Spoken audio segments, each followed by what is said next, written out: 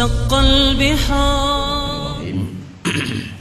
الحمد لله نحمده ونستعينه ونستغفره ونعوذ بالله من شرور أنفسنا ومن سيئات أعمالنا من يهده الله فلا مضل له ومن يضلل فلا هادي له وأشهد أن لا إله إلا الله وحده لا شريك له وأشهد أن محمدا عبده ورسوله أما بعد.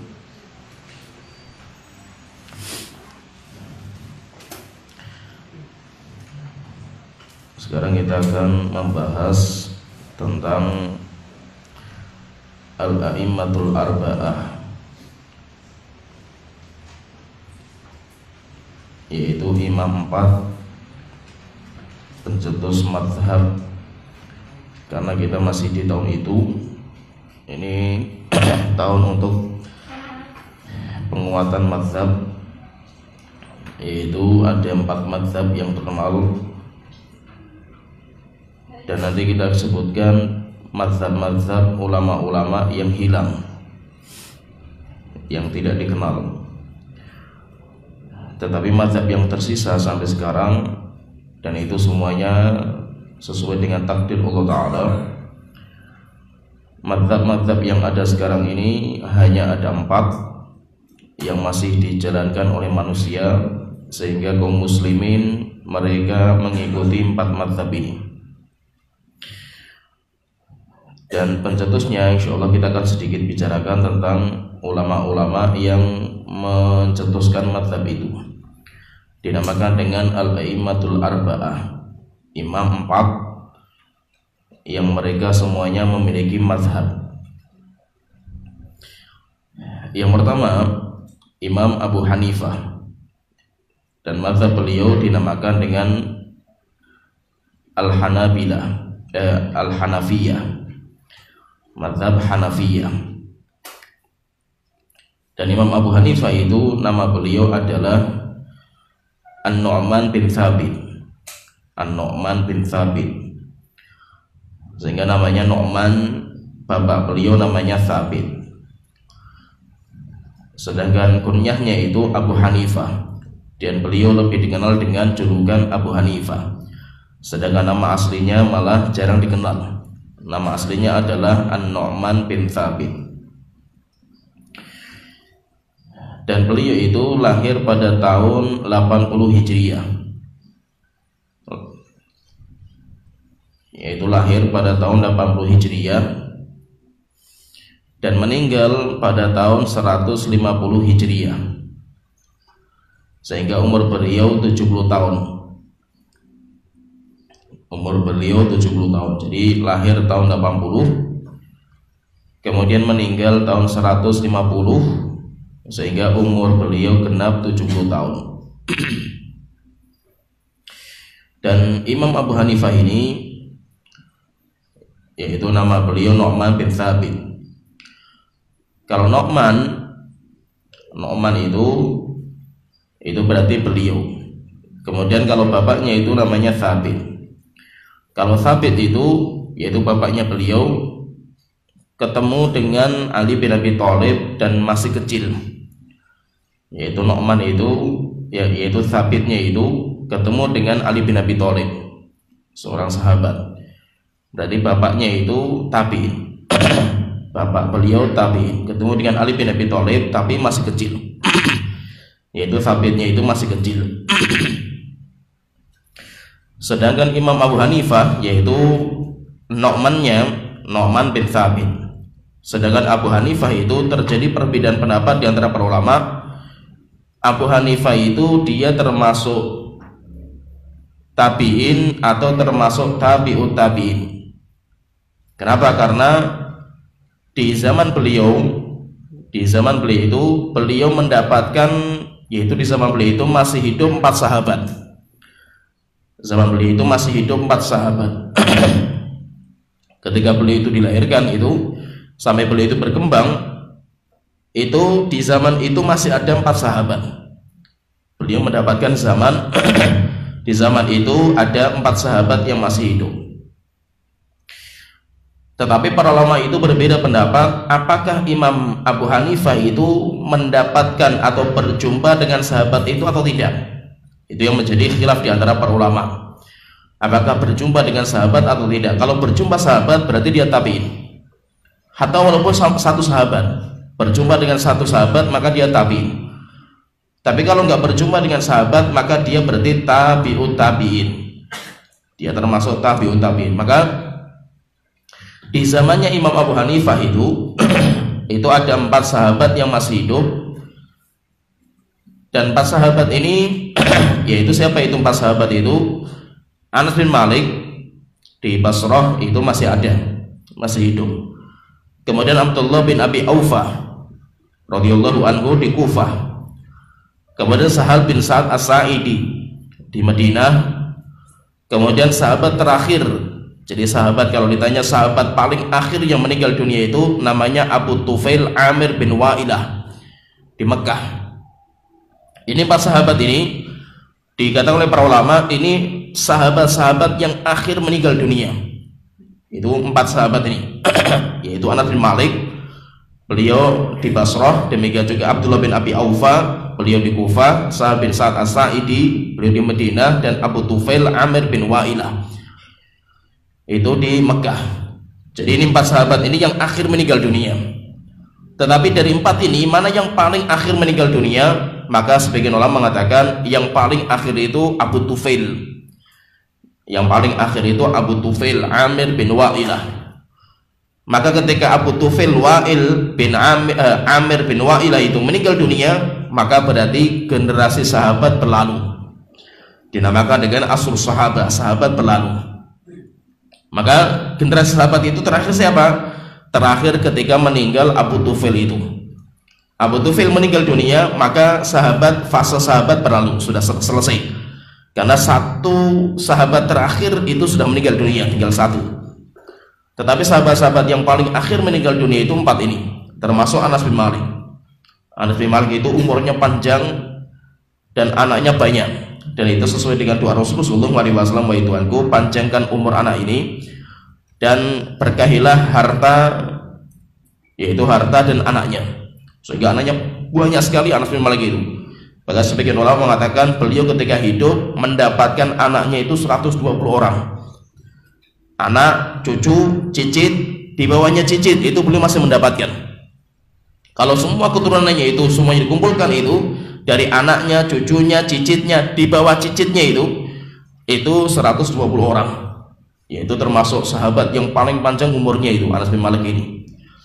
Maka Imam Abu Hanifah itu Nu'man bin Thabit itu, kalau Thabit bapaknya itu tabi'in karena mendapatkan sahabat, bahkan berjumpa dengan Ali bin Abi Thalib, sahabat senior.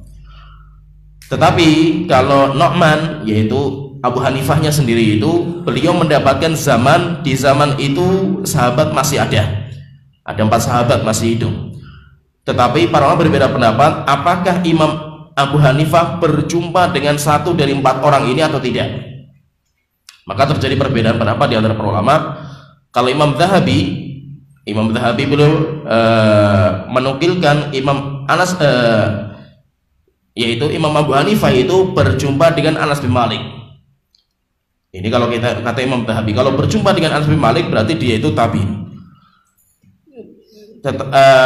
Tetapi pendapat yang paling kuat, tidak ada riwayat yang pasti beliau itu berjumpa dengan sahabat. Maka jumhur ulama, mayoritas para ulama memasukkan Imam Abu Hanifah itu ke dalam tobaqotnya tabi'ut tabi'in.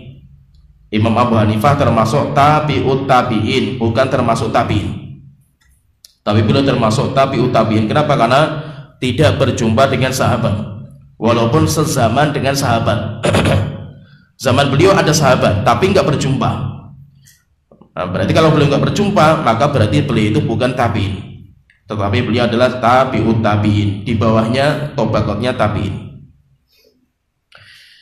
Tetapi Imam Abu Hanifah itu walaupun beliau itu tidak berjumpa dengan sahabat, tetapi beliau itu berjumpa dengan kibarut tabi'in. Beliau belajar sama kibarut tabi'in seperti Atha bin Abi Rabah yang sudah kita sebutkan, itu termasuk alim kabir, ulama besar zaman tabi'in di Mekah. Demikian juga ketemu dengan Ikrimah, budaknya Abdullah bin Abbas, Demikian juga ketemu belajar sama Nafi, budaknya Abdullah bin Umar. Demikian juga mengambil ilmu fikih dari a'immatul sab'ah, al-a'immatus sab'ah dan yang lainnya. Jadi kuat sekali ilmu beliau itu, terlebih dalam masalah fikih, karena beliau itu kekuatannya dalam masalah fikih, fikihnya kuat sekali. Walaupun dalam masalah hadis terjadi khilaf juga di antara para ulama, dia itu thiqah atau tidak. Abu Hanifah itu dalam masalah hadis itu thiqah atau tidak. Sebagian mengatakan dia itu gak thiqah, tapi pendapat yang paling kuat dia itu thiqah, dan ulama-ulama pun mengeluarkan hadis beliau. Walaupun memang dalam masalah hadis itu Imam Abu Hanifah itu sedikit sekali. Kenapa sedikit sekali? Karena beliau itu dalam masalah menerima hadis itu syaratnya ketat sekali. Jadi syaratnya itu luar biasa beratnya. Akhirnya beliau hadis yang beliau anggap sahih itu sangat-sangat sedikit. Kenapa? Karena memang beliau itu sangat ketat dalam mengambil hadis. Tetapi dalam masalah qiyas, dalam masalah fikih, maka semua manusia itu semuanya anak cucunya Imam Abu Hanifah, semuanya dari murid beliau. Dan Imam Abu Hanifah ini, beliau itu banyak mengambil ilmu dari Hammad bin Zaid, yaitu banyak mengambil ilmu beliau itu dari gurunya namanya Hammad bin Zaid.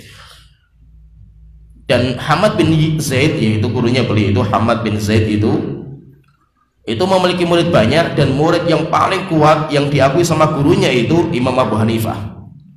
Sampai suatu ketika ada sebuah cerita itu, Imam Abu Hanifah itu, beliau itu ketika Hammad bin Zaid gurunya itu tidak bisa ngisi, maka yang disuruh ngajar itu beliau Abu Hanifah itu ketika gurunya masih hidup. Maka suatu ketika karena gurunya itu safar, sehingga digantikan sama Abu Hanifah. Maka ketika Abu Hanifah itu duduk ngajar, berfatwa dan yang lainnya sudah diizinkan sama gurunya. Akhirnya suatu ketika beliau itu ditanya sekitar 60 pertanyaan. Beliau itu ditanya sekitar 60 pertanyaan. Dan beliau jawab sesuai dengan istihadnya beliau. Dijawab 60 itu dijawab semua. Masalah itu ada 60 dijawab sama beliau.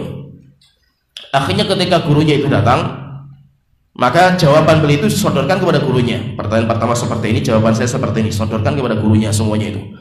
Akhirnya ketika dicek sama gurunya, Imam Abu Hanifah mengatakan fawafaqani fi arba'in. Guru saya Hammad bin Zaid itu menyepakati setuju dengan jawaban saya sekitar 40 jawaban. 40 jawaban itu setuju. Wa khalafani fi 20. Tetapi 20 jawaban saya itu beliau berbeda. Akhirnya beliau mengatakan fa'alaitu ala nafsi alla ufariqahu hatta yamuta. Maka saya bersumpah atas diri saya, berarti apa? Berarti masih banyak ilmu saya itu masih jauh dengan guru saya Hammad bin Zaid, sehingga saya 60 pertanyaan saya jawab semuanya, yang 40 itu sama dengan guru saya, 20 beda. Akhirnya beliau mengatakan masih banyak rupanya permasalahan yang saya itu berbeda dengan guru saya. Akhirnya belum bersumpah atas dirinya untuk tidak meninggalkan majelisnya Hammad bin Zaid sampai meninggal. Sampai akhirnya apa? Ketika Hammad bin Zaid itu sudah meninggal dunia tahun 1019 Hijriah, meninggal dunia, akhirnya baru beliau itu ngisi, yaitu fokus untuk ngajar. Tapi ketika gurunya masih ada, beliau duduk belajar sama gurunya. Dan Imam Abu Hanifah ini, karena beliau itu dalam masalah fikih itu rujukan, maka para ulama seperti Imam Syafi'i, demikian juga Imam Abdullah bin Mubarak, dan banyak ulama yang mengambil ilmu dari beliau. Sampai Imam Abdullah bin Mubarak itu, beliau itu mengatakan, ini beberapa rekomendasi ujian ulama terhadap beliau, terhadap Imam Abu Hanifah. Imam Abdullah bin Mubarak mengatakan, ma ra'aitu rajulan awqar fi majlisihi. Saya tidak pernah mendapatkan seseorang yang paling terhormat dalam majelisnya, yaitu majelis ilmu itu sangat dihormati sama murid-muridnya itu, wala ahsanu samtan wa ilman, dan tidak ada orang yang paling kuat dalam adabnya dan bijaksananya itu kecuali Imam Abu Hanifah. Imam Syafi'i mengatakan, belum mengatakan, an-nasu fil fiqhi iyalun ala Abi Hanifah. manusia semuanya dalam ilmu fikih itu semuanya keturunan dari Imam Abu Hanifah. Kenapa? Karena fikih itu muaranya di situ, muaranya di Imam Abu Hanifah. Dan Imam Abu Hanifah ini beliau fokus ngajar, dan beliau pun membuat beberapa tulisan, walaupun terjadi perbedaan pendapat di antara para ulama apakah itu tulisan beliau asli atau tidak, seperti Al-Fiqhul Akbar bercerita masalah akidah, tetapi sebagian ulama mengatakan itu bukan tulisan Imam Abu Hanifah. Nanti yang paling terkenal itu tulisan muridnya. Jadi yang menguatkan Imam Abu Hanifah itu tulisan dari muridnya, sedangkan tulisan beliau sendiri itu tidak terkenal. Tulisan beliau sendiri pun, yaitu yang memang beliau yang nulis sendiri, itu tidak terkenal, tetapi nanti yang mentenarkan itu adalah murid-muridnya. Walaupun beliau nulis beberapa tulisan, tetapi yang paling kuat itu muridnya, sehingga yang menguatkan mazhab Hanafi itu adalah muridnya. Dan beliau ini punya dua murid andalan. Murid beliau banyak, tapi murid andalan itu dua, yaitu Abu Yusuf Al-Qadhi Abu Yusuf, kemudian yang kedua Muhammad bin Hasan Asy-Syaibani. Zaman itu, yaitu zamannya Muhammad bin Hasan Asy-Syaibani itu, fikihnya Hanafi itu fikih terbesar di dunia. Jadi tersebar di mana-mana. Kenapa? Karena beliau menjadi qadhi, beliau menjadi pejabat negara yang menyebarkan fikih. Bahkan nanti yang menyelamatkan Imam Syafi'i dari hukuman mati itu Muhammad bin Hasan Asy-Syaibani, karena Imam Syafi'i itu sudah mau dihukum mati sama khalifah waktu itu karena dituduh pengkudeta, karena fitnah di Yaman. Yang menyelamatkan itu Muhammad bin Hasan Asy-Syaibani, sampai dibawa ke rumahnya Imam Syafi'i itu, karena melihat orang cerdas Imam Syafi'i itu dan orang soleh, akhirnya diselamatkan sama Muhammad bin Hasan Asy-Syaibani. Akhirnya nanti Imam Syafi'i belajarnya dari beliau, karena tidak berjumpa dengan Imam Abu Hanifah, tapi belajar sama muridnya Imam Abu Hanifah, Muhammad bin Hasan Asy-Syaibani. Nah, Muhammad bin Hasan Asy-Syaibani itu yang paling kuat menyebarkan mazhab mazhab Hanafi. Sedangkan Imam Abu Hanifah, memang Abu Hanifah itu ngarang beberapa kitab, kemudian membuat seperti kitab Faraid, demikian juga kitab Syuruh dan yang lainnya, tetapi kitab beliau nggak terkenal. Yang terkenal itu adalah kitab muridnya. Di antara murid-murid beliau yang banyak mengambil ilmu dari beliau itu Abdullah bin Mubarak, yang tadi telah memuji gurunya. Kemudian Imam Syafi'i, tapi Imam Syafi'i nggak berjumpa dengan beliau, tapi belajar sama muridnya. Yahya bin Sa'id Al-Qattan, yang paling terkenal adalah Abu Yusuf Al-Qadhi Abu Yusuf, kemudian Zufar, kemudian yang paling terkenal juga adalah Muhammad bin Hasan Asy-Syaibani, kemudian Sufyan Ats-Tsauri dan yang lainnya. Ada sebuah cerita, ini cerita masalah adab, penting masalah adab. Imam dulu mungkin saya pernah ceritakan cerita Muhammad bin Hasan Asy-Syaibani itu yang dibeli sama Imam Abu Hanifah. Imam Abu Hanifah itu kan orang kaya raya, tapi nanti ceritanya bukan di situ, cerita di akhir nanti, penting. Imam Abu Hanifah itu kan orang kaya raya. Beliau itu melihat anak-anak yang pinter, anak-anak pinter dan orang miskin itu dibeli sama beliau. Di antara yang anak yang pinter dan semangat belajar itu Muhammad bin Hasan Asy-Syaibani. Muhammad bin Hasan Asy-Syaibani itu bapaknya orang miskin, sehingga memerintahkan anaknya itu untuk kerja, karena dengan kerja itu bisa makan. Tetapi Muhammad bin Hasan Asy-Syaibani itu nggak mau kerja dia itu. Kenapa? Karena kecondongan hatinya itu kepada majelis ilmu. Lah dari rumah dia kalau berangkat kerja itu, berangkat dari rumah sampai ke tempat kerja itu melewati majelisnya Imam Abu Hanifah. Maka ketika sudah melihat majelisnya Imam Abu Hanifah, pasti duduk di situ itu. Dia sudah nggak mau kerja lagi itu. Akhirnya bapaknya itu kalau cari Muhammad bin Hasan itu nggak ketemu, di mana ini Muhammad bin Hasan, mesti datangnya di majelisnya Imam Abu Hanifah dan didapatkan sedang duduk di situ. Setelah itu apa? Dihajar sama bapaknya itu, yaitu anaknya itu dipukuli sama bapaknya. Kamu belajar ngaji kamu nggak kerja, nggak bisa makan kamu itu. Kita orang miskin, kamu kerja supaya dapat uang. Akhirnya suatu ketika Abu Hanifah itu datang ke rumahnya Muhammad bin Hasan, ketemu sama bapaknya. Kemudian ditanya, Pak, kamu jual anak kamu berapa? Kamu jual berapa? Setiap bulan kamu minta berapa? Tak kasih uang. Biarkan anak kamu itu belajar. Kenapa? Karena anak kamu itu orang cerdas. Saya lihat dia itu orang pintar. Kalau dia nanti belajar terus, nanti dia itu nanti akan menjadi seorang pejabat terkenal. Itu kata gurunya itu. dan nanti dia itu akan makan sebuah makanan, tidak makan makanan itu kecuali hanya para raja saja, dan raja pun gak setiap hari makan, tetapi makan pasti ketika acara-acara besar saja. Akhirnya bahwa setiap bulan dikasih uang bapaknya itu, yang penting anaknya belajar. Suatu ketika gurunya meninggal dunia, Abu Hanifah meninggal dunia itu, Muhammad bin Hasan Asy-Syaibani itu dijadikan sebagai pejabat negara, tangan kanannya raja. Maka suatu ketika raja itu mengadakan pesta, ya, yang diadakan untuk para raja, undangan para pejabat negara, yang pejabat-pejabat yang tinggi-tinggi itu. Ketika di undangan kerajaan itu ada makanan yang aneh sekali. Muhammad bin Hasan itu matanya nggak pernah melihat makanan itu. Ini makanan apa ini kayak ini? Akhirnya ditanya sama raja, wahai Muhammad bin Hasan, kenapa anda nggak makan ini? Akhirnya bingung, ini makanan apa ini? Maka dia mengatakan, rajanya mengatakan, ini makanan spesial. Kami saja raja para, yaitu keluarga kerajaan pun nggak makan setiap hari. Kita hanya makan setiap momen-momen penting saja. Akhirnya ditanya, makanan apa itu? Disebutkan sebuah nama makanannya. Setelah itu Muhammad bin Hasan Asy-Syaibani itu tertawa.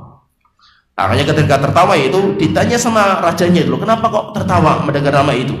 Maka dia mengatakan, saya ingat guru saya. Dulu ketika saya masih kecil, diceritakan itu. Saya ketika itu mau dibeli sama guru saya, kemudian guru saya mengatakan, kalau anak kamu belajar terus, dia nanti akan makan sebuah makanan, namanya persis apa yang kamu sebutkan itu. Dan itu tidak dimakan kecuali keluarga kerajaan saja. Dan sekarang saya baru bisa merasakan. Karena guru saya dulu mengatakan seperti itu. Ada cerita penting itu tentang Muhammad bin Hasan Asy-Syaibani, karena memang dari kecerdasan itu, kalau dalam masalah kecerdasan itu Muhammad bin Hasan Asy-Syaibani paling cerdas. Suatu ketika beliau itu sakit parah. Jadi penting adab seorang penuntut ilmu sama gurunya itu kayak apa adabnya itu. Yaitu sakit parah Muhammad bin Hasan Asy-Syaibani itu sampai mau mati, sampai mau meninggal dunia itu. Akhirnya suatu ketika dikunjungi sama gurunya, Imam Abu Hanifah itu berkunjung ke rumahnya beliau. Setelah itu didoakan. Setelah itu selesai, Imam Abu Hanifah melanjutkan daras beliau, yaitu beliau punya daras khusus masalah fikih. Maka suatu ketika itu alhamdulillah Muhammad bin Hasan itu mulai sembuh, mulai mendingan. Ketika mulai sembuh, tiba-tiba datang teman-temannya itu, teman-teman yang jahat, teman-teman yang gak baik masalah adab itu. Akhirnya teman-temannya itu datang mengatakan, wahai Muhammad bin Hasan Asy-Syaibani, kamu itu mungkin sudah lebih pintar daripada guru kamu. Imam Abu Hanifah itu sama kamu kalah itu, kamu sudah pintar itu. Maka nanti kalau kamu sembuh, kamu kalau di masjid nggak usah kamu itu ngaji sama Abu Hanifah, kamu melebihi guru kamu itu. Nah, terus bagaimana? Nanti kita akan kumpulkan orang-orang untuk mengadakan majelis sendiri, majelis yang ngisi kamu. Itu kata teman-temannya itu. Akhirnya apa? Tertarik juga itu Muhammad bin Hasan Asy-Syaibani. Akhirnya suatu ketika dia itu ketika sembuh di masjidnya Imam Abu Hanifah itu, beliau ngasih daras, yaitu beliau ngajar. Tiba-tiba di belakang sana itu ada sekumpulan orang, ada pengajarnya itu. Dilihat itu wajahnya Muhammad bin Hasan Asy-Syaibani. Berarti kaget, Abu Hanifah kaget juga. Oh, berarti dia sudah sembuh itu. Tiba-tiba bikin halaqah, padahal gurunya ngajar. Bikin halaqah sendiri, setelah itu ngajar. Akhirnya berhentikan majelisnya beliau, Imam Abu Hanifah berhenti. Saya itu tanya, siapa itu? Kenapa kok ngajar di sini itu? Oh, dia itu Muhammad bin Hasan Asy-Syaibani. Dia punya teman-teman yang kata teman-teman itu pintar sekali itu, sehingga sudah layak untuk ngajar. Akhirnya kata Abu Hanifah, dia itu satu orang yang paling pintar itu. Sekarang kamu ke sana, coba tanya sama Syekh itu yang ngajar itu. Permasalahan seperti ini. Kalau dia ngomong boleh, katakan keliru. Kalau dia ngomong nggak boleh, katakan keliru juga. Kalau dia nanti tanya, terus jawaban yang benar apa? Suruh datang di sini, duduk di majelis saya. Akhirnya benar, utusannya datang kepada majelis sana itu. Tanya, Syekh, saya mau tanya. Ayo silakan. Bagaimana hukum masalah seperti ini? Masalah seperti ini hukumnya boleh. Akhirnya kata keliru, Syekh. Kok keliru itu? Ini keliru jawabannya itu. Akhirnya dia renung lagi, oh ini nggak boleh. Keliru juga Syekh itu. Terus gimana ini? Kalau kamu pengen tahu jawabannya itu, datang di depan. Akhirnya ketika melihat Abu Hanifah, diisyaratkan sini. Akhirnya apa? Duduk di majelis saya, jangan buat majelis sendiri. Akhirnya apa? Dinasihati. Setelah itu masalah menuntut ilmu, akhirnya Muhammad bin Hasan Asy-Syaibani itu tidak pernah meninggalkan majelis gurunya sampai meninggal dunia. Kenapa? Karena itu termasuk adab bagi penuntut ilmu. Setelah itu apa? Ketika gurunya meninggal dunia, maka nanti beliau menyebarkan ilmu dari gurunya itu.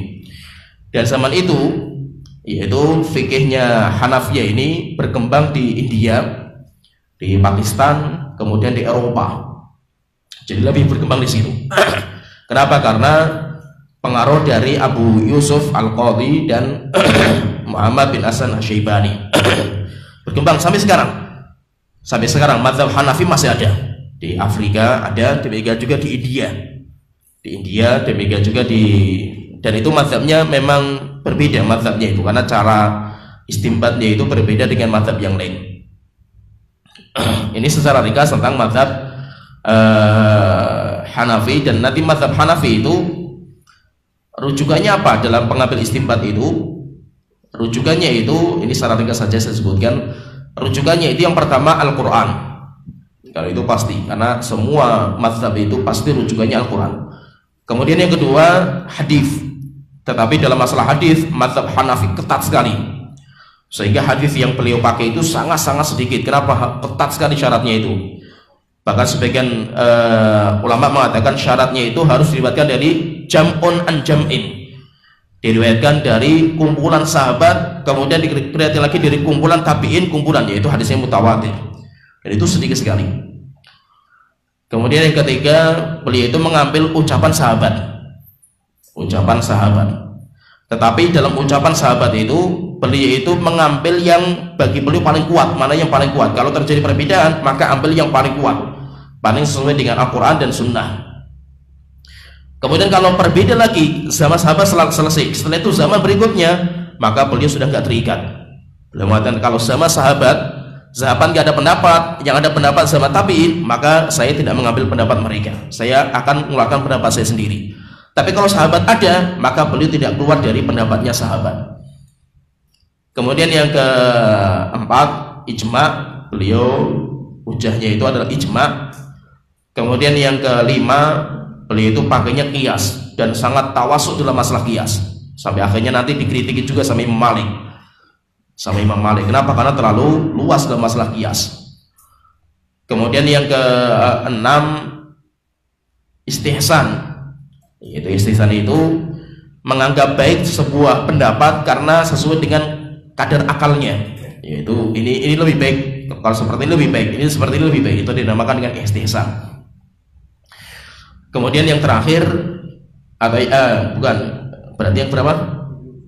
Yang ketujuh itu al-hiyal asy-syar'iyyah, yaitu hilah itu kalau kita seringnya diartikan dengan tipu daya, bukan tipu daya. Hilah syariah itu dikatakan oleh Imam Al-Qayyim itu namanya al-makharij minal madayid. Jika dalam kondisi darurat, maka kita itu harus mencari jalan keluar terbaik.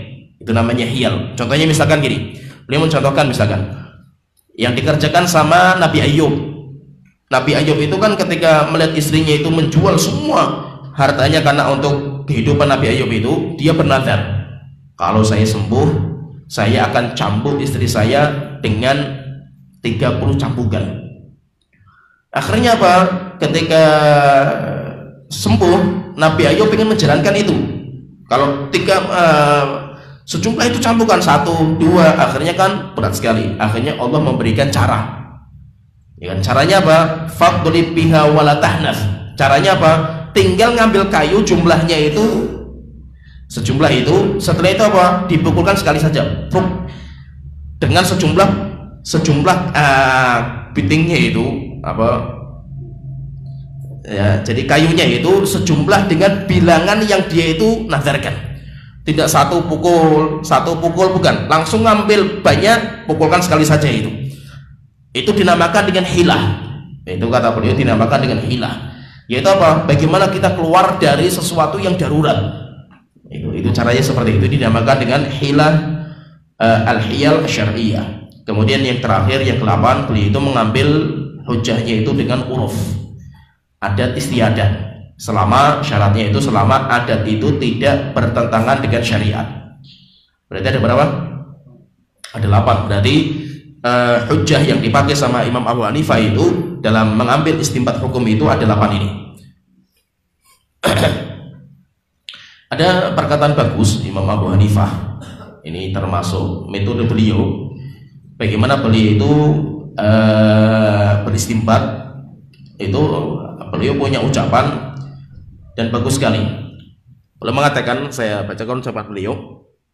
Ini berkaitan dengan masalah jika sahabat berbeda, kemudian generasi berikutnya berbeda, maka apa yang beliau kerjakan? Beliau mengatakan, "Inni akhudhu bi kitabillahi idza wajadtuh." Dalam masalah hukum itu, saya itu berjuang untuk mengambil Al-Quran jika saya dapatkan ada sebuah masalah, hukumnya itu adalah Al-Quran, maka saya ambil Al-Quran.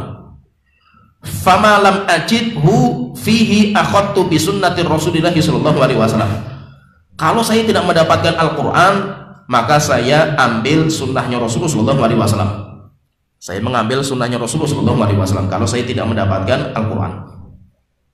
Kalau sebuah masalah di Al-Quran nggak ada, maka saya cari hadisnya Rasulullah SAW. Tapi saya sebutkan tadi, beliau itu sangat keras dalam mengambil hadis, sehingga syaratnya itu ketat sekali. Beliau itu nggak sembarangan dalam masalah hadis itu.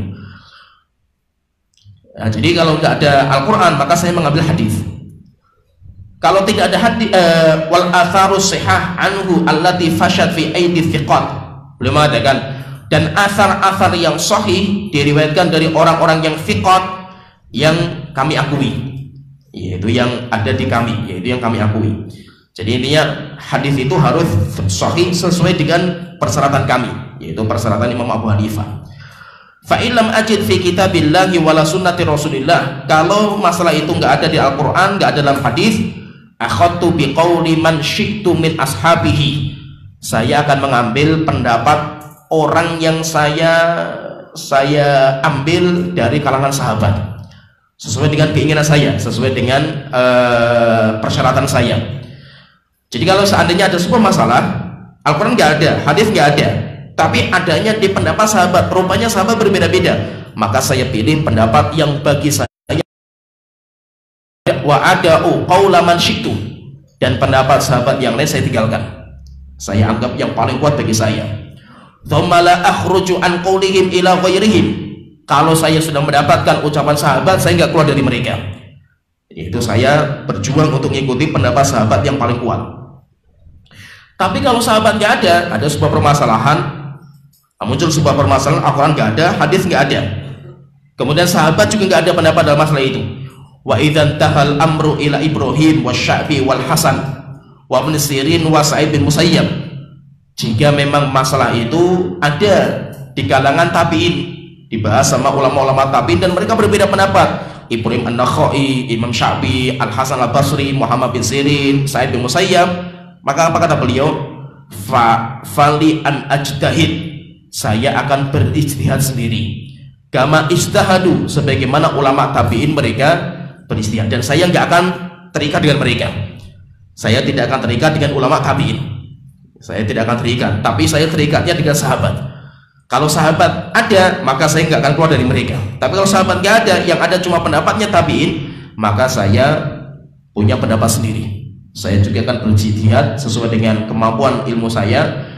Saya nggak terikat dengan ijtihadnya tabi'in. Ini pendapat beliau seperti ini. Jadi ini fikihnya mazhab Hanafi seperti ini. Intinya kalau fikih mazhab Hanafi itu, beliau setiap ada masalah nggak ada dalil yang kuat, maka qiyas. Jadi itu tawasuknya dalam bab qiyas, qiyasnya kuat sekali beliau itu. Kemudian kita masuk yang kedua, Imam Malik bin Anas ini kalau kunyahnya Abu Abdillah. Jadi kaidahnya itu nanti, kaidahnya secara umum itu, semua imam 4 mazhab itu kunyahnya semuanya Abu Abdillah kecuali satu. Siapa itu? Abu Hanifah. Kalau yang lain itu Imam Malik kunyahnya Abu Abdillah, Imam Syafi'i Abu Abdillah, Imam Ahmad Abu Abdillah. Kalau Imam Abu Hanifah kunyahnya siapa? Abu Hanifah itu. Kunyahnya itu sudah kunyah Abu Hanifah. Kemudian kaidahnya lagi itu, tahun di mana Imam Abu Hanifah meninggal dunia, di tahun itu Imam Syafi'i dilahirkan. Meninggalnya tahun berapa tadi Imam Abu Hanifah? 150 Hijriah. Maka tahun itu Imam Syafi'i dilahirkan. Sehingga Imam Syafi'i itu enggak berjumpa dengan Imam Abu Hanifah. Kemudian yang kedua kita masuk ke Imam Malik bin Anas. Malik bin Anas itu bukan Anas bin Malik, bukan. Jauh sekali masanya, bukan. Itu bukan Anas bin Malik. Yaitu Imam Malik bin Anas, ini bukan Anas bin Malik.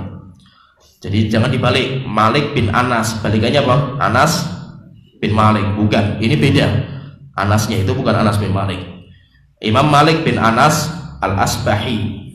Beliau lahir pada tahun 93 Hijriah. Lahir pada tahun 93 Hijriah. Dan beliau wafat tahun 179 Hijriah. Berarti umur beliau 90 tahun. Umurnya beliau 90 tahun. Dan nanti dari empat imam mazhab itu yang paling muda ketika meninggal itu Imam Syafi'i. Coba Imam Syafi'i itu nanti paling muda. Paling tua Imam Malik. Karena beliau umurnya sampai 90 tahun Imam Malik ini. Dan Imam Malik ini beliau karena hidup di Madinah, dulu pernah saya sebutkan Madinah itu pusatnya hadis. Maka kekuatan beliau itu pada hadis Rasulullah SAW. Apalagi beliau itu pernah bermimpi. Dalam mimpinya itu beliau itu di masjid, kemudian ketemu dengan Rasulullah dalam mimpinya itu. Ketemu dengan Rasulullah. Setelah ketemu dengan Rasulullah, maka beliau itu disuruh ngambil minyak wangi di bawah mimbarnya Rasulullah SAW. Akhirnya beliau itu ke situ di bawah mimbar, kemudian mendapatkan minyak wangi. Setelah itu beliau itu selesai dalam mimpinya itu, maka beliau mengatakan tafsirnya itu, yaitu nanti beliau itu akan mengumpulkan hadisnya Rasulullah SAW. Dan rupanya benar, beliau itu nanti orang yang memang mengumpulkan hadisnya Rasulullah SAW. Kalau Imam Malik ini terkenal sekali dengan kekuatan tulisan beliau, sehingga beliau yang mengumpulkan hadisnya Rasulullah SAW dan mengumpulkan fatwanya sahabat, demikian juga mengumpulkan urufnya adat istiadat orang Madinah dalam kitab yang sampai sebagian ulama mengatakan ini kitab pertama, yaitu termasuk awal-awal kitab yang ditulis dalam masalah seperti ini, masalah hadis, mengumpulkan sesuai dengan tertib bab-bab rapi sekali. Yaitu dalam kitab beliau namanya kitab Al-Muwatta. Walaupun zaman itu Muwatta itu sudah ada, tetapi semuanya itu hilang. Zaman sekarang Muwatta nggak ada yang tersisa, hilang semuanya kecuali Muwattanya Imam Malik. Ketika beliau itu ngarang kitab Muwatta, pernah ada muridnya itu yang bertanya, "Wahai Imam, kenapa Anda itu ngarang kitab Muwatta? Padahal kitab Muwatta itu kan sudah dikarang sama beberapa orang di zaman itu. Ada masanya sudah ada kitab Muwatta itu ada itu. Kenapa Anda juga ngarang kitab Muwatta?" Maka beliau mengatakan kalimat yang bagus sekali, Masya Allah, dan ini kitab ucapan yang luar biasa. Maka beliau mengatakan, "Maka lillahi abqa." Sesuatu yang diniatkan untuk Allah, maka itu akan kekal dan abadi. Yaitu walaupun zaman itu kitab Muwatta itu banyak, tetapi selama kita itu beramal niatnya untuk Allah, ikhlaskan Allah Ta'ala, pasti amal kita itu akan kekal dan abadi. Dan subhanallah itu zaman sekarang semua muwatta'at, kitab-kitab muwatta' semuanya hilang, kecuali satu kitab muwatta', yaitu kitab muwatta' Imam Malik. Dan nanti kitab muwatta'nya Imam Malik ini sama ulama-ulama mazhab Maliki itu jadikan pedoman, sehingga itu di syarah itu ada kitab namanya Tamhid, Imam Abdul Bar itu Tamhid, ada namanya Istilqah, kemudian nanti diringkas, kemudian itu jadi kitab muwatta' itu jadi pedoman dalam mazhab Maliki. Itu menjadi pedoman. Dan beliau ngajar kitab itu sampai akhirnya karena punya murid banyak, apalagi Madinah itu pusatnya orang-orang manusia itu berdatangan ke sana duduk untuk umroh dan haji. Setelah itu apa? Mereka itu pada belajar. Setelah belajar nanti keluar menyebarkan itu. Sehingga zaman itu Imam Muwatta itu, Imam Malik itu mazhabnya setelah yaitu menggeser mazhabnya Hanafi. Mazhab Hanafi tergeser. Waktu itu mazhab Hanafi itu menjadi mazhab terbesar di dunia. Setelah itu tergeser dengan mazhabnya Maliki. Kenapa? Karena beliau di Madinah banyak orang belajar sama beliau, pulang kampung dakwah, ngajar dan yang lainnya, akhirnya bergeser sampai tersebar kemana-mana. Bahkan beliau itu pernah didatangi sama Al-Mansur bapaknya Harun ar-Rasyid. Beliau pengen menjadikan kitab Muwatta itu sebagai undang-undang negara. Wahai Imam, saya pengen menjadikan kitab Muwatta Anda itu sebagai undang-undang negara. Maka beliau mengatakan jangan. Kenapa? Karena manusia itu sudah punya pendapat yang berbeda-beda dari dulu itu. Mereka itu punya ulama, setiap negeri itu punya ulama, punya sahabat yang mereka mengambil dari itu. Maka jangan memaksa orang itu untuk mengikuti mazhab saya. Biarkan itu untuk mazhab saja, siapa yang ngikuti saya, tetapi yang lain nggak usah dipaksa. Maka beliau melarang menjadikan kitab beliau sebagai undang-undang negara. Kenapa? Karena nanti manusia akan dipaksa untuk mengikuti mazhabnya beliau. Beliau tidak mau. Dan Imam Malik ini pernah ditanya juga itu, wahai Imam, pernah nggak Anda itu berjumpa dengan Imam Abu Hanifah? Maka beliau mengatakan pernah, walaupun nggak lama. Dan saya mendapatkan Abu Hanifah orang yang sangat-sangat cerdas. Orang-orang yang sangat-sangat cerdas. Sampai beliau mengatakan itu, sampai kalau bicara masalah hujahnya itu, jadi Imam Abu Hanifah itu kalau berhujah itu, sampai kalaupun dia ngomong sama kamu bahwasanya tiang masjid ini itu emas, itu kamu akan percaya. Kenapa? Cerdas sekali hujahnya itu. Jadi kalau masalah istimbatnya itu kuat sekali itu Abu Hanifah itu. Dan Imam Malik pun mengakui. Imam Malik itu mengakui, walaupun dalam beberapa kali Imam Malik mengatakan, saya yaitu menegur murid-muridnya itu, jangan mengambil ilmunya orang-orang, yaitu orang-orang Irak, yaitu orang-orang Kufah, yaitu mazhabnya Abu Hanifah. Kenapa? Karena mereka terlalu tawasud dalam masalah qiyas, yaitu beliau mengingkari masalah itu. Walaupun beliau punya qiyas juga, tetapi berlebihan dalam masalah qiyas, beliau itu mengingkari. Dan Imam Malik ini nanti mazhabnya itu tersebar luas. Kenapa? Karena murid-muridnya itu tersebar ke penjuru negeri, sehingga bahwa muridnya itu tersebar di mana-mana. Di Madinah itu dia punya murid Ibnu Wahab, terkenal sekali. Demikian juga punya murid Ibnu Qasim, kemudian Abdullah bin Hakam yang menyebarkan ilmu beliau di Madinah. Kemudian kalau di Syam beliau punya murid Al-Walid bin Muslim, kemudian Mirwan bin Muhammad, itu yang menyebarkan ilmu beliau nanti di Syam. Kemudian di Irak beliau punya Abdurrahman bin Mahdi, itu di Irak, Hamad bin Zaid, Ibnu Ishaq dan yang lainnya. Itu semuanya mazhabnya mazhab Malik. Kemudian nanti ada yang menyebarkan di penjuru negeri juga yang lainnya, tersebar kemana-mana. Di Hijaz seperti tersebar juga ilmu beliau di Hijaz itu. Sampai akhirnya apa? Sampai ke Andalus. Dan Andalus pun sampai menggeser mazhabnya mazhab Hanafi, tergeser di sana itu. Sampai mazhab-mazhab yang hilang pun tergeser nanti akan disebutkan. Abu Ja'far At-Tabari itu, pengarang tafsir itu, beliau punya mazhab beliau sampai hilang, sampai nggak ada pengamalnya itu. Kenapa? Karena tergeser dari mazhab Maliki ini, yang menggeser mazhab Maliki. Oleh itu mazhab Maliki ini tersebar ke penjuru negeri, karena memang Imam Malik itu beliau tinggal di Madinah fokus, dan orang-orang berdatangan ke sana. Dan nanti fatwa-fatwa beliau, pendapat-pendapat beliau itu nanti dibukukan sama murid-muridnya dalam kitab yang terkenal Mudawwanah. Dan kitab Mudawwanah itu banyak. Mudawwahnya itu banyak, seperti mudawwahnya ya Sohnun, demikian juga mudawwahnya yang lainnya banyak. Itu mudawwahnya. Jadi fatwa beliau itu ditulis kemudian dibukukan, setelah itu disebar. Akhirnya murid-murid beliau itu nanti ngikuti mazhabnya beliau dan fatwa-fatwa beliau. Nah, dalam masalah istinbat hukum, beliau itu rujukannya itu ada usul yang menjadi rujukan dalam hukum. Yang pertama Al-Quran, hadis, dan hadisnya beliau kuat sekali, banyak hadis,